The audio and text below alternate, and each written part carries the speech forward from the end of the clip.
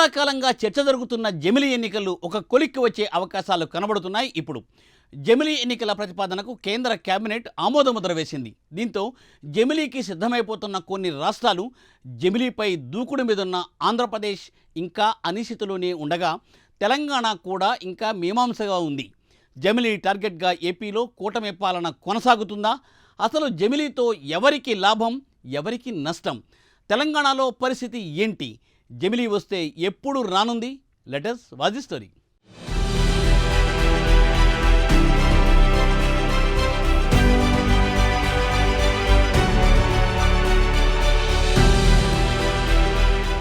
చాలా కాలంగా అనేక రకాల వాదనలు వినిపిస్తున్న వన్ నేషన్ వన్ ఎలక్షన్ విషయంలో కేంద్రం ఒక నిర్ణయానికి వచ్చింది. ఎట్టకేలకు దేశవ్యాప్తంగా ఒకే సమయంలో ఎన్నికలు నిర్వహించాలని జమిలీ ఎన్నికల ప్రతిపాదనకు కేంద్ర కేబినెట్ ఆమోదం తెలిపింది. ప్రధానమంత్రి నరేంద్ర మోదీ నేతృత్వంలో జరిగిన సమావేశంలో ఈ ప్రతిపాదనకు పచ్చజెండా ఊపారు. పార్లమెంటు శీతాకాల సమావేశాల్లోనే దీనికి సంబంధించిన బిల్లును ప్రవేశపెట్టాలని ప్రభుత్వం యోచిస్తోంది. ఈ చర్యపై వివిధ రాజకీయ పార్టీల్లో భిన్న అభిప్రాయాలు వ్యక్తమవుతుండటంతో ప్రభుత్వం విస్తృత సంప్రదింపులకు సిద్ధమవుతోంది. మాజీ రాష్ట్రపతి రామ్నాథ్ కోవింద్ నేతృత్వంలో జమిలీ ఎన్నికలపై ఏర్పాటైన కమిటీలో గతంలో 18,000 పేజీల నివేదికను రాష్ట్రపతికి సమర్పించిన సంగతి తెలిసిందే. ఈ నివేదికలో ఎన్నికల నిర్వహణకు 2 దశల ప్రణాళికను సూచించారు. మొదటిగా లోక్సభ, అసెంబ్లీ ఎన్నికలను ఒకేసారి నిర్వహించాలని, ఆ తర్వాత 100 రోజుల్లో స్థానిక సంస్థల ఎన్నికలను పూర్తి చేయాలని ఈ కమిటీ సిఫార్సు చేసింది.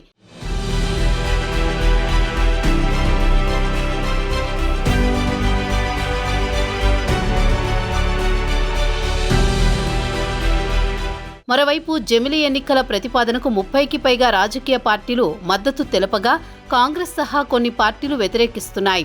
ప్రజాస్వామ్యంలో ఒకే సమయంలో ఎన్నికలు ఆచరణీయమేమీ కాదని కాంగ్రెస్ పార్టీ అభిప్రాయపడుతోంది.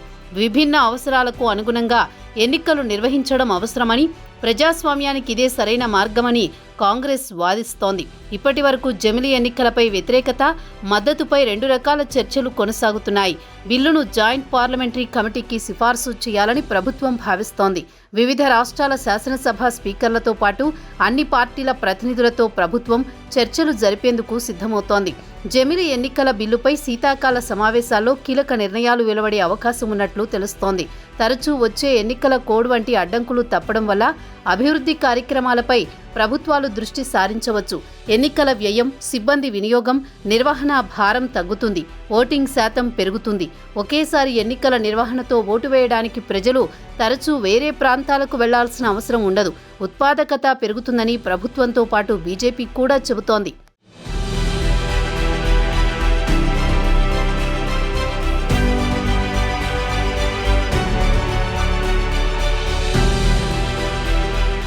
మరోవైపు భారత్ వంటి అత్యధిక జనాభా కలిగిన దేశంలో ఒకేసారి ఎన్నికలు కష్టం, పారదర్శకతపై అనుమానాలు కలగొచ్చు. జమిలీపై రాజ్యాంగంలో ప్రస్తావన లేదు కాబట్టి ఇప్పటికైతే ఇది రాజ్యాంగ విరుద్ధం. గడువులోపే ప్రభుత్వాలు పడిపోతే జమిలీ లక్ష్యమే దెబ్బతింటుంది.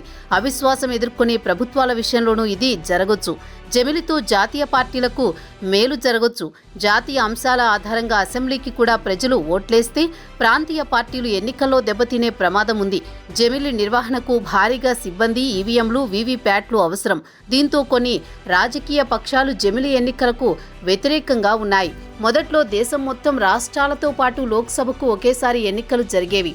1952లో తొలి సాధారణ ఎన్నికల నుంచి 1967 వరకు లోక్సభకు, రాష్ట్రాల అసెంబ్లీలకు చాలా వరకు ఒకేసారి ఎన్నికలు జరిగాయి.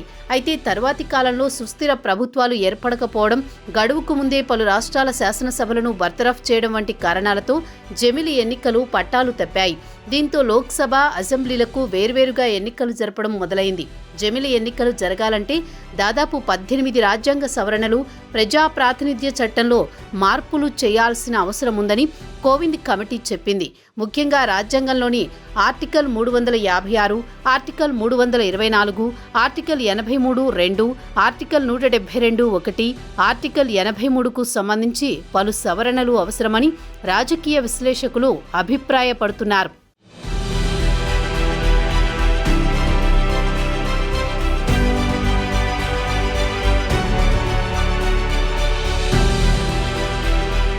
ఈ ఈ క్రమంలో జమిలి ఎన్నికల ప్రభావం తెలుగు రాష్ట్రాలపై ఎలా ఉంటుందనే దానిపై సర్వత్రా చర్చ జరుగుతోంది.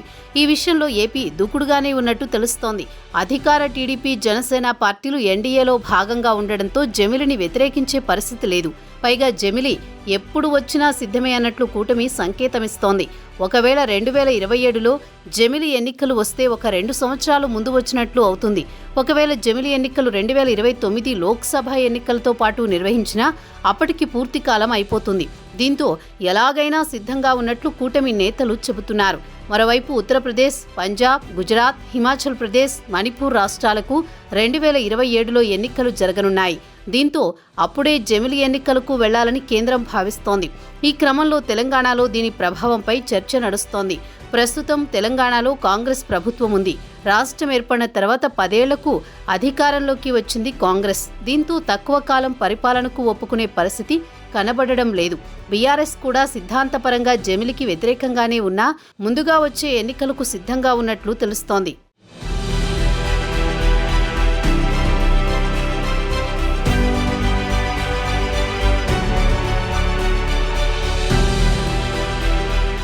మరోవైపు ఎన్డీఏ కూటమిలో కూడా కొన్ని పార్టీల్లో జమిలికి వ్యతిరేకంగా ఉన్నా వాటిని ఒప్పించడానికి బీజేపీ ప్రయత్నిస్తోంది. ఏతావాత ఇండియా కూటమిలోని పార్టీలు మాత్రమే జమిలి ఎన్నికలను పూర్తిగా వ్యతిరేకిస్తున్నాయి. ఇప్పటి వరకు దేశవ్యాప్తంగా 30 పార్టీలు జమిలి ఎన్నికలకు అనుకూలంగా ఉన్నాయి. 15 పార్టీలు జమిలి ఎన్నికలను వ్యతిరేకిస్తున్నాయి. తాజాగా కేబినెట్ ఆమోదించడంతో ఇక పార్లమెంటులో బిల్లు పెట్టనున్నారు.